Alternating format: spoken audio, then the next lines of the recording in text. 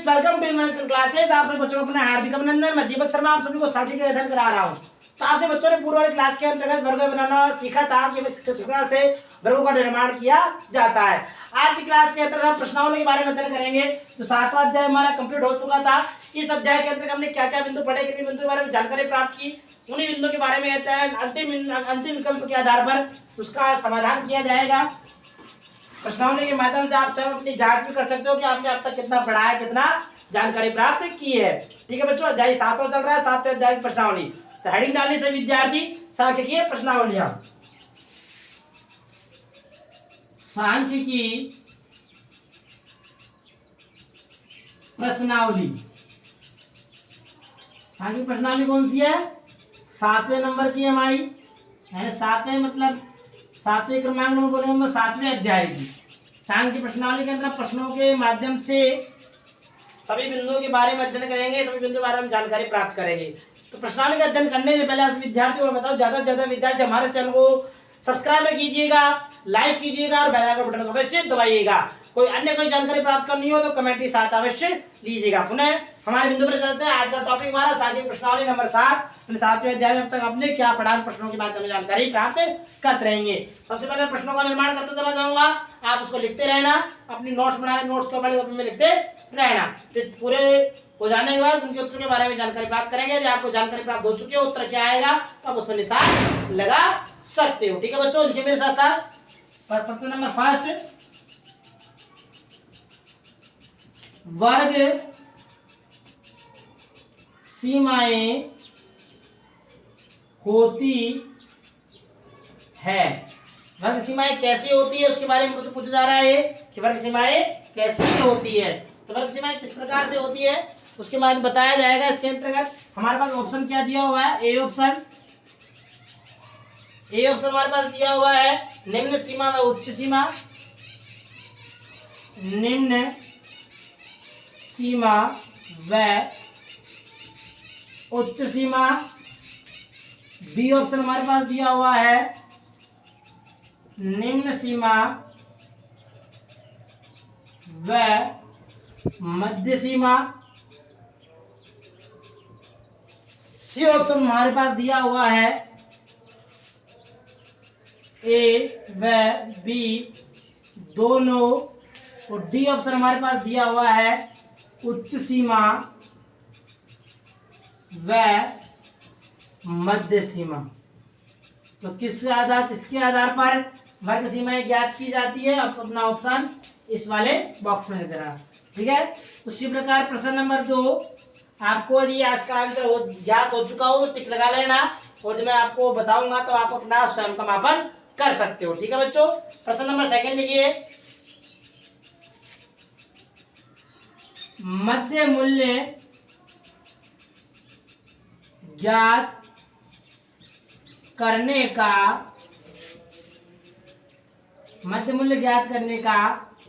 सूत्र है। तो कौन सा मध्य मूल्य किस प्रकार से ज्ञात किया जाएगा, उसका सूत्र कौन सा है, इसके बारे में पूछा जा रहा है। सूत्र जो भी इसका सूत्र होगा उस सूत्र का निर्माण किया जाएगा। ठीक है बच्चों, उस सूत्र के बारे में बताना है आपको कि सूत्र कौन सा लगेगा। हमारे पास ऑप्शन क्या दिया हुआ है? ए ऑप्शन लिखिए। ए ऑप्शन हमारे पास दिया हुआ है L1 + I/2। बी ऑप्शन हमारे पास दिया हुआ है L1 + L2/2। सी ऑप्शन हमारे पास दिया हुआ है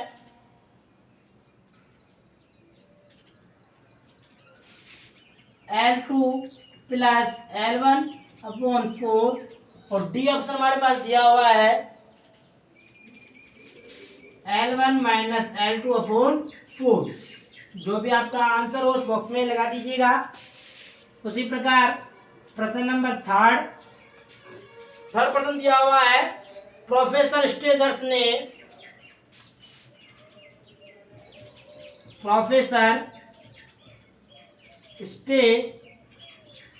ने वर्गांतर ज्ञात करने का सूत्र बताया है। प्रोफेसर स्टेजर्स ने वर्गांतर के अंदर कौन सूत्र बताया है? ए ऑप्शन हमारे पास दिया हुआ है L plus S upon 1 plus 3.325। नंबर 2 लिखिए L plus S, B option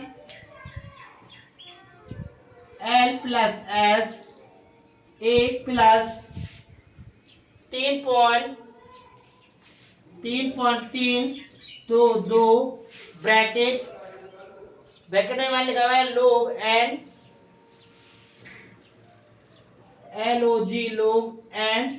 B option ये दिया हुआ है। सी ऑप्शन हमारे पास दिया हुआ है। सी ऑप्शन को लिखिए L minus S upon 1 plus 3.322 लोग and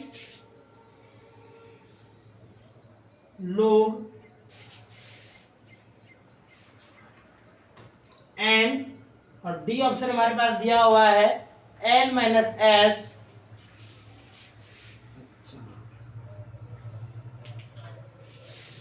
L minus S 1 plus 3.325। जो भी आपका इसमें सही आंसर होगा वो आप यहाँ लिख दीजिएगा। उसी प्रकार क्वेश्चन नंबर 4, आंसर आपको याद आ चुका हो तो इसमें टिक लगा लेना, ठीक है बच्चों, मापर कर लेना। चौथा प्रश्न हमारे पास दिया हुआ है, लिखिए मेरे साथ, संरचना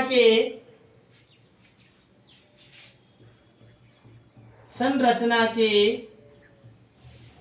आधार पर सांख्यिकीय संरचना के आधार पर सांख्यिकीय श्रेणियों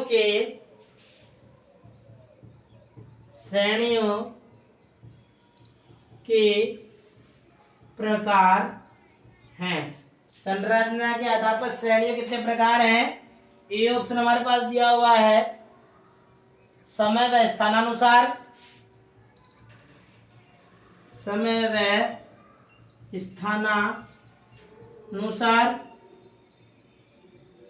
बी ऑप्शन हमारे पास दिया हुआ है व्यक्तिगत व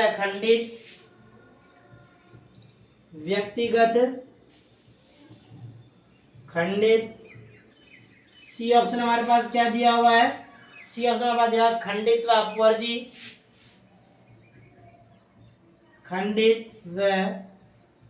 अपवर्जी। और डी ऑप्शन हमारे पास दिया हुआ है व्यक्तिगत खंडित एवं अखंडित। ऑप्शन यहाँ पर दीजिएगा, ठीक है। यहाँ पे ये इस प्रकार से देने का मतलब है इसके दो प्रकार, या दो प्रकार, इनमें से कोई प्रश्न में हो भी सकता है, जरूरी नहीं है वो आंसर आएगा, लेकिन जो जहां पर पूरे आंसर दिए हुए हैं उसको सही आंसर माना जाएगा। 5वां प्रश्न देखिए, 5वां प्रश्न क्या है? वर्गीकरण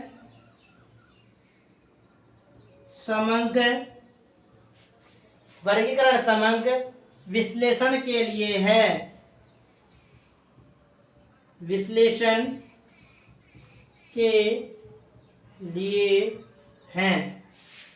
वर्गीकरण जो समंक दिए हुए किसका विश्लेषण करने के लिए दिए होते हैं, क्या होते हैं वो? उपयोगी, बी अनुपयोगी, सी अपवर्जी, और डी ऑप्शन दिया हमारे पास समावेशी। ये 5 प्रश्न हो गए। आगे भी और प्रश्न है, तो इन प्रश्नों को पढ़ने से पहले इन सभी प्रश्नों का उत्तर जान लेते हैं कि प्रश्नों का उत्तर क्या आएगा। यदि आप किसी विद्यालय टिक लगा लिया हो तो बहुत अच्छी बात है, नहीं लगाया हो तो मैं अभी समझा देता हूँ, मेरे साथ साथ लगाते जाओ। प्रश्न नंबर पहला हमारा है, वर्ग सीमाएं होती है। वर्ग सीमा कैसे होती है बच्चों? निम्न सीमा उच्च सीमा के मध्य की, निम्न सीमा मध्य सीमा तो आती ही नहीं है। उच्च सीमा मध्य सीमा ये भी नहीं आएगा। ए और बी दोनों, ए और बी ये दोनों आएगा। इसमें आंसर क्या आएगा बच्चों? A answer.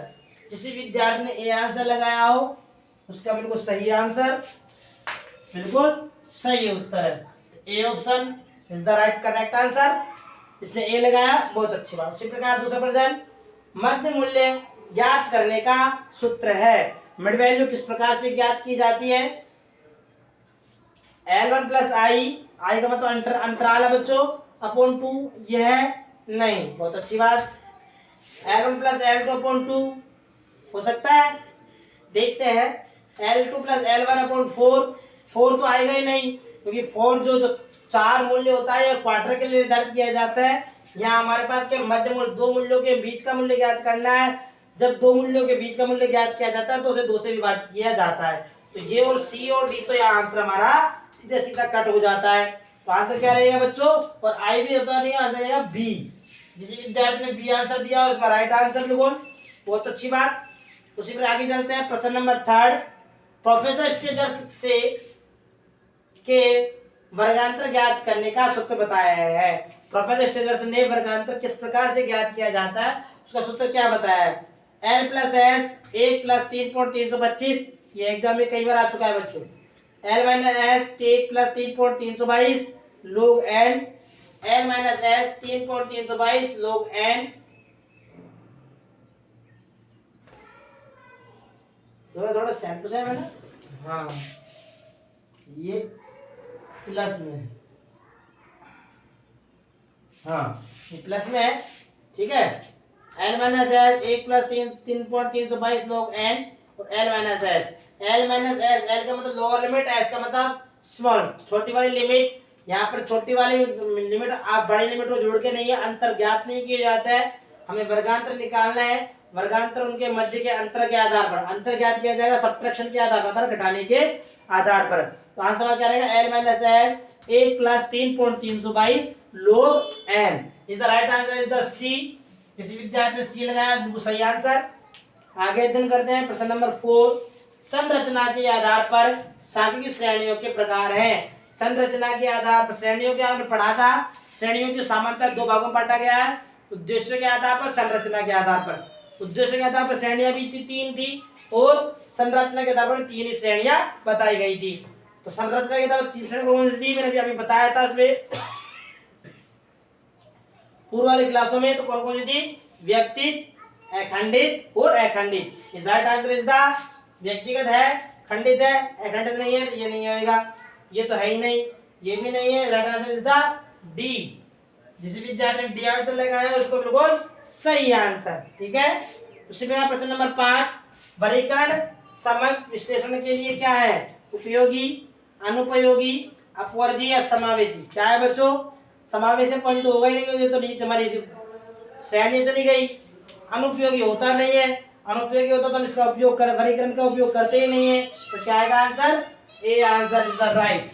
जिस विद्यार्थी ने ए लगाया है बिल्कुल बहुत अच्छी बात, बिल्कुल राइट आंसर। तो इस प्रकार से 5 प्रश्न हो गए। जिस विद्यार्थी के 5 प्रश्न सही आ रहे हैं तो आप आशा कर सकते हो कि आप तैयारी बहुत अच्छी कर रहे हो, अपने आप में विश्वास जगा सकते हो, ठीक है। क्योंकि कॉन्फिडेंस जगेगा तो आगे वाले लेवल पे आप अच्छी तरह से प्रोग्रेस करोगे। इसका स्क्रीनशॉट ले लेना। आगे अध्ययन करते हैं आगे वाले प्रश्नों के बारे में। थोड़ी चिड़िया ने घोषणा दिया, थोड़ा उड़ के जाती है, ठीक है बच्चों। स्क्रीनशॉट ले लिया इसका। चलिए आगे अध्ययन करते हैं प्रश्न नंबर 6 के बारे में। 6वां प्रश्न क्या दिया हुआ?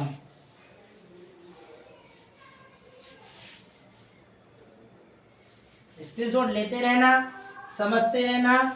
किसी प्रश्न में भी कोई दिक्कत हो तो आप स्वतंत्र रूप से बिना किसी बाधा रुकावट के आप पूछ सकते हो। प्रश्न नंबर 6, 6वां प्रश्न लिखिए। 6वां प्रश्न, 6वां प्रश्न लिखिए मेरे साथ साथ। वर्गीकृत एवं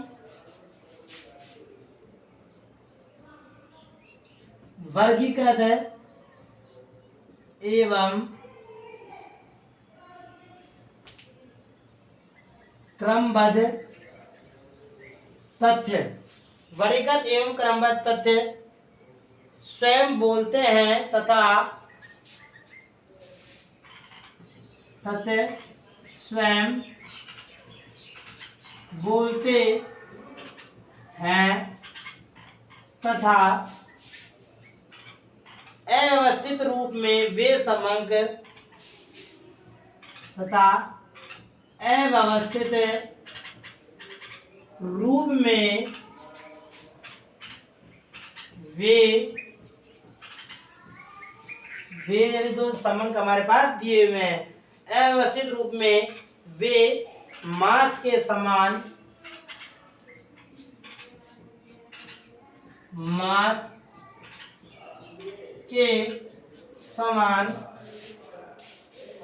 परिभाषा आ रही किसी की, ऐसे मांस के समान मृत होते हैं,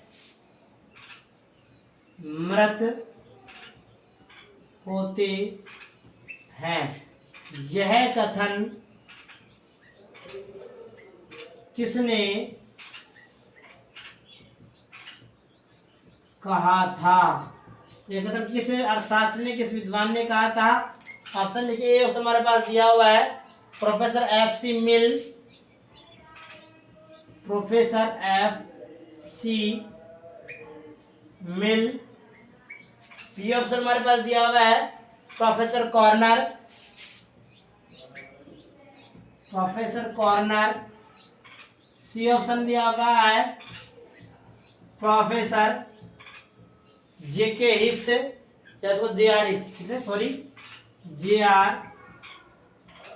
हिक्स। और डी ऑप्शन हमारे पास दिया हुआ है प्रोफेसर बाउली, प्रोफेसर बाउली। जो भी राइट आंसर हो बॉक्स में लिख देना बच्चों, लिखते रहना। उसी प्रकार प्रश्न नंबर 7, सातवां प्रश्न हमारे पास दिया हुआ है कि जब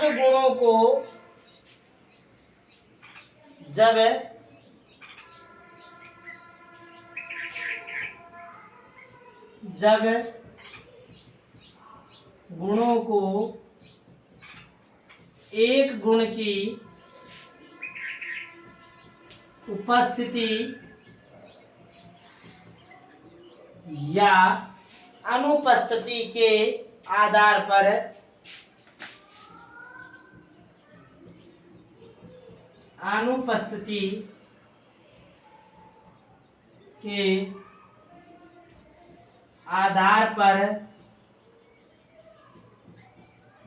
बांटा जाता है तो वह वर्गीकरण होगा,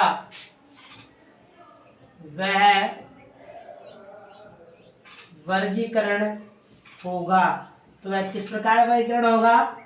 ए ऑप्शन हमारे पास दिया हुआ है संख्यात्मक, बी ऑप्शन हमारे पास दिया हुआ है गुणात्मक, सी ऑप्शन दिया हमारे पास बहुगुणी, और डी ऑप्शन हमारे पास दिया हुआ है द्विभाजन या साधारण, द्विभाजन या साधारण। एक गुण के आधार बांटा जाएगा तो याद आ चुका होगा शायद, आशा करता हूं। क्वेश्चन नंबर 8, 8वां प्रश्न लिखिए मेरे साथ। 8वां प्रश्न क्या बता रहा है, क्या कहा जा रहा है 8वें प्रश्न के द्वारा? लिखिए, जब दो मूल्यों के आधार पर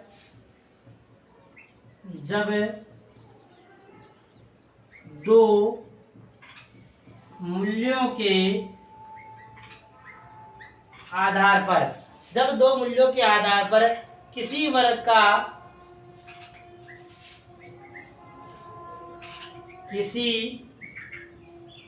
का विस्तार, जब दो मूल्यों के आधार पर किसी वर्ग का विस्तार निर्धारित होता है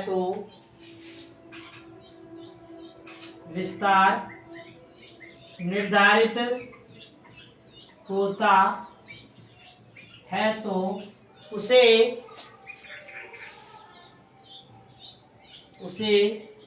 क्या कहते हैं? ए ऑप्शन हमारे पास दिया हुआ है वर्गावर्ती, वर्गावर्ती। बी हमारे पास दिया हुआ है वर्ग सीमाएं, लिमिट कहने का तात्पर्य। सी ऑप्शन दिया हमारे पास मध्य मूल्य, मध्य मूल्य। और डी ऑप्शन हमारे पास दिया हुआ है अपर सीमा। जो भी सही आंसर हो यहाँ लिख दीजिएगा, ठीक है। उसी प्रकार प्रश्न नंबर 9, 9 प्रश्न में क्या लिखा हुआ है, चर मूल्यों को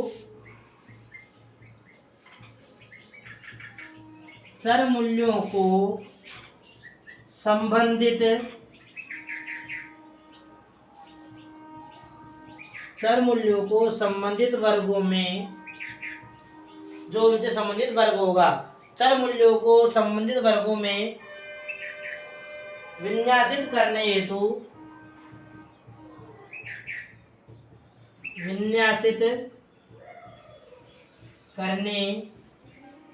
हेतु प्रयोग में किया जाता है या प्रयोग में लाया जाता है। किसका प्रयोग करते हैं,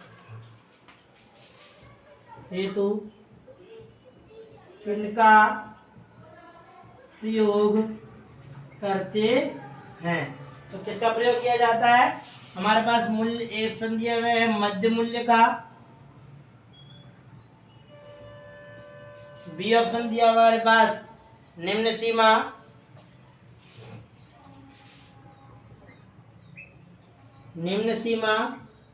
सी ऑप्शन दिया हुआ हमारे पास अपर सीमा, और डी ऑप्शन दिया हुआ हमारा मिलान चिन्ह, कहने का टैली मार्क। सही ऑप्शन यहाँ। उसी प्रकार प्रश्न नंबर 10,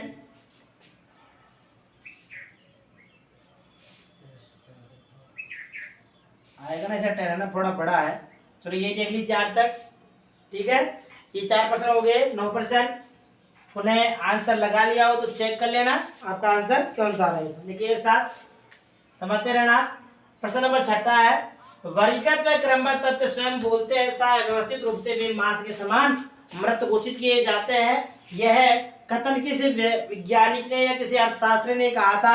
इसका राइट आंसर क्या रहेगा, एफसी मिल, कॉर्नर, जे.आर. हिक्स, बाउली। आपको याद है शायद प्रोफेसर जे.आर. हिक्स ने इसका कहा था कि जो संबंध के कुछ कहते नहीं है, कुछ व्यक्त नहीं करते हैं, उन समूहों को मृत के समान माया माना जाता है। तो क्या है bro, C answer is the right answer, is the C, professor J R. Hicks. जिसने सी लगाया उनको राइट आंसर, ए, बी और डी बिल्कुल गलत आंसर। उसी प्रकार 7वां प्रश्न, जब गुणों को एक गुण की उपस्थिति या अनुपस्थिति के आधार पर, एक गुण की उपस्थिति व अनुपस्थिति के आधार पर जब समूहों को बांटा जाता है तो कौन से समूह होते हैं, संख्यात्मक, गुणात्मक, बहुगुणी, द्विभाजन या साधारण। कौन से होते हैं बच्चों, वे समूह होते हैं हमारे द्विभाजन। Right answer D. जिस विद्यार्थी ने डी आंसर लगाया उसका राइट आंसर, इसमें क्या आंसर रहेगा बच्चों, द्विभाजन या साधारण समंक होंगे, ठीक है। उसी प्रकार प्रश्न नंबर 8वां देखिए, जब दो मूल्यों के आधार पर, पहले एक गुण के आधार पर था, अब दो मूल्यों के आधार पर है, जब दो मूल्यों के आधार पर किसी वर्ग का विस्तार निर्धारित किया जा रहा है, क्या कर रहा है बच्चों, रेंज, विस्तार निर्धारित किया जा रहा है, तो उसे क्या कहा जाएगा, वर्गावर्ती नहीं, वर्ग सीमाएं, मध्य मूल्य, अपर सीमा। क्या आएगा इसका राइट आंसर, लगाया नहीं लगा बच्चों, अच्छी बात है। राइट आंसर बी, वर्ग सीमाएं कहा जाता है उनको, बी इज द सही आंसर। जिस विद्यार्थी ने बी लगाया उसका राइट आंसर। 9वां प्रश्न देखिए, चर मूल्यों को संबंधित वर्गों में विन्यासित करने का मतलब क्या हो गया, आरोही व अवरोही क्रम में उन्हें जमाना। जब मूल्यों को आरोही व अवरोही क्रम में जमाया जाता है तो उसे क्या कहा, किसका प्रयोग करते हैं, मध्य मूल्य का, निम्न सीमा का, अपर सीमा का, मिलान चिन्हों का। विन्यासित बहुत सारे हमारा मूल्य दिए हुए होते हैं, तो उन्हें दिए हुए मूल्यों को विन्यासित करने हेतु सही आवर्ती ज्ञात करने के प्रयोग करते हैं बच्चों। चर मूल्यों में सही आवर्ती ज्ञात करने तो टैली मार्क का प्रयोग किया जाता है। तो राइट आंसर क्या होगा, डी। देखो मध्य मूल्य हमारा एमबी हो गई, ये हमारी एमबी हो गई, ये हमारी L1 हो गई, ये हमारी L2 हो गई, यहाँ टैली मार्क है, जब बहुत सारे मूल्य दिए हुए होते हैं और बहुत सारे मूल्यों को जब ज्ञात किया जाता है तो टैली मार्क मिलान चिन्हों की सहायता से मूल्यों को मापन किया जाता है। ठीक है बच्चों, ये करना। ऊपर से हमारे हो गए, इसका स्क्रीनशॉट ले लेना। आगे पढ़ते हैं प्रश्न नंबर 10 के बारे में। ठीक है सही विद्यार्थियों, स्क्रीनशॉट, चैनल को सब्सक्राइब अवश्य करना। ठीक है बच्चों, शेयर भी करना। ठीक है, आगे चलते हैं 10वां प्रश्न के बारे में। आशा करता हूँ सभी ने स्क्रीनशॉट ले लिया होगा। प्रश्न नंबर 10 नंबर 10वें प्रश्न के बारे में अध्ययन करते हैं। 10वें प्रश्न में क्या दिया गया है, क्या समझाया गया है प्रश्न नंबर 10 में। प्रश्न नंबर 10 डाल लीजिए हेडिंग आप सभी विद्यार्थी, समझ में आ रहा होगा। ठीक है, 9 प्रश्न हो चुके हैं, 10वां प्रश्न लिखिए मेरे साथ साथ। वे चर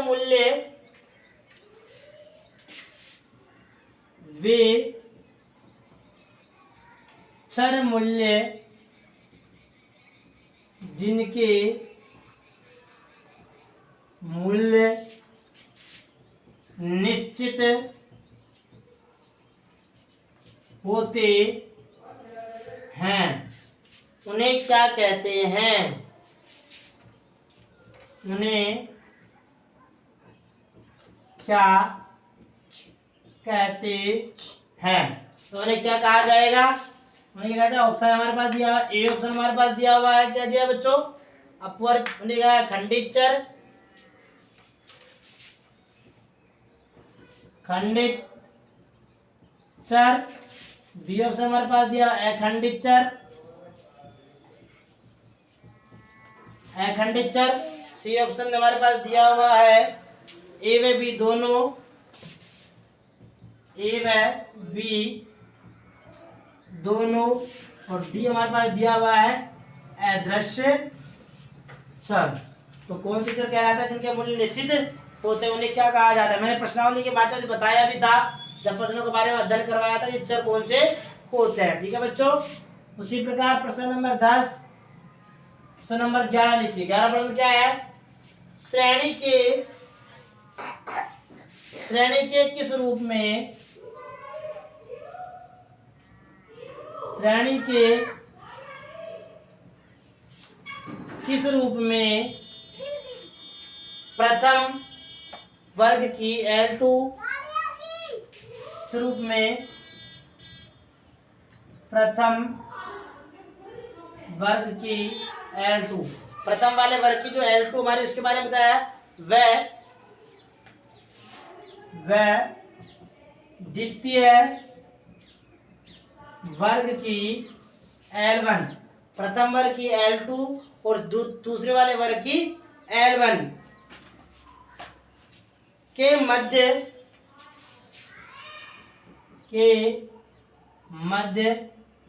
एक का अंतर होता है। ऐसी कौन सी श्रेणी है जिसमें प्रथम वर्ग के L2 और दूसरे वाले वर्ग के L1 के मध्य में एक का अंतर पाया जाता है। हमारे पास ऑप्शन दिए हुए हैं, ए ऑप्शन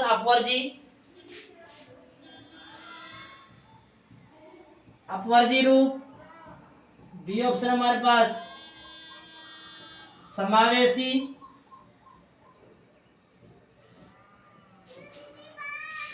सी ऑप्शन है खंडित रूप, डी ऑप्शन दिया हुआ है हमारे पास अखंडित रूप। ठीक है, जो भी इसका आंसर होगा सही आंसर लगा लीजिएगा। ठीक है बच्चों, आगे चलते हैं प्रश्न नंबर 12। 12 प्रश्न क्या लिखिए मेरे पास, सतत श्रेणी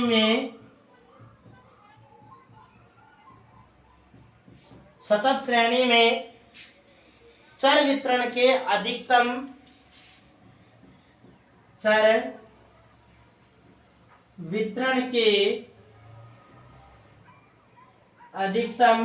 व न्यूनतम, लोअर लिमिट और अपर लिमिट, अधिकतम व न्यूनतम मूल्यों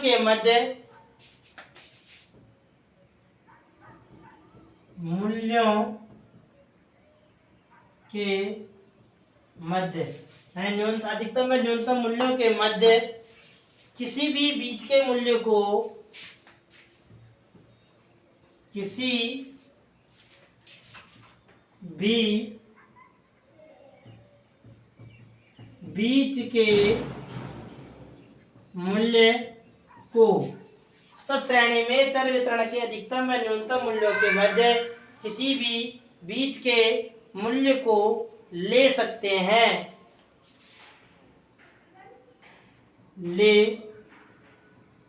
सकते हैं। यह कथन किसने कहा? यह कथन किसने कहा था? ऑप्शन हमारे पास दिया हुआ है। ए ऑप्शन लिखिए प्रोफेसर मार्शल,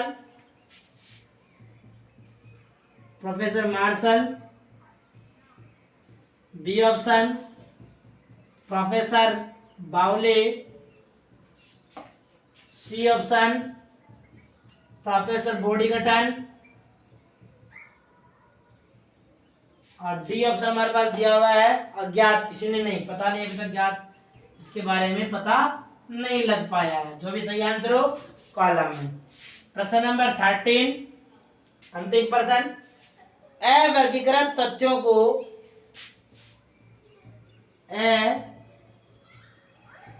वर्गीकृत तथ्यों को आरोही व अवरोही क्रम में, आरोही व अवरोही क्रम में जमाना क्या कहलाता है? क्या कहलाता है? जब मूल्यों को आरोही व अवरोही क्रम में जमाया जाता है तो उसे क्या कहा जाएगा? ऑप्शन हमारे पास दिया हुआ है खंडित चर, खंडित चर। बी ऑप्शन हमारे पास दिया हुआ है अखंडित चर। सी ऑप्शन दिया हुआ है हमारे पास अपवर्जी रूप। और डी ऑप्शन हमारे पास दिया है अनुविन्यास।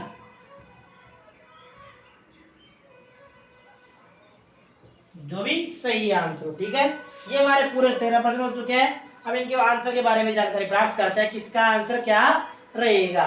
प्रश्न नंबर 10वां है, वे चर मूल्य जिनके मूल्य निश्चित होते हैं उन्हें क्या कहा जाता है? उन्हें कौन से चर कहा जाता है? मैंने जब चरों के बारे में अध्ययन करवाया गया था, खंडित चर अखंडित चरों के बारे में, चर मूल्यों के बारे में आपको मैंने बताया था कि वो कौन से मूल्य होते हैं। तो कौन से मूल्य होंगे बच्चों? खंडित चर, अखंडित चर। तीसरा कौन सा हमारा? ए व बी दोनों। और चौथा हमारे पास दिया हुआ है अपर सीमाएं। तो कौन से मूल्य होते हैं वो? खंडित चर। बहुत राइट आंसर इज द ए। किसी विद्यार्थी ने ए लगाया उसका बिल्कुल सही आंसर है। ए मूल्य उन्हें खंडित चर कहा जाता है जिनके मूल्य निश्चित होते हैं। अखंडित चर के अंतर्गत मूल्य कैसे होते हैं बच्चों?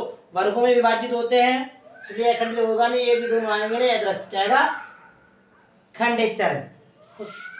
प्रश्न नंबर 11, श्रेणी के किस रूप में प्रथम वर्ग की L2 व द्वितीय वर्ग की L1 के मध्य एक का अंतर होता है? जब प्रथम वर्ग की L2 दूसरे वाले वर्ग के L1 के मध्य में एक का अंतर है, कौन सी श्रेणी होगी बच्चों? अपवर्जी, समावेशी, खंडित या अखंडित? कौन सी होगी वो? अपवर्जी रूप। बहुत अच्छी बात, राइट आंसर इज द ए। जिस विद्यार्थी ने ए उत्तर है उसका सही आंसर।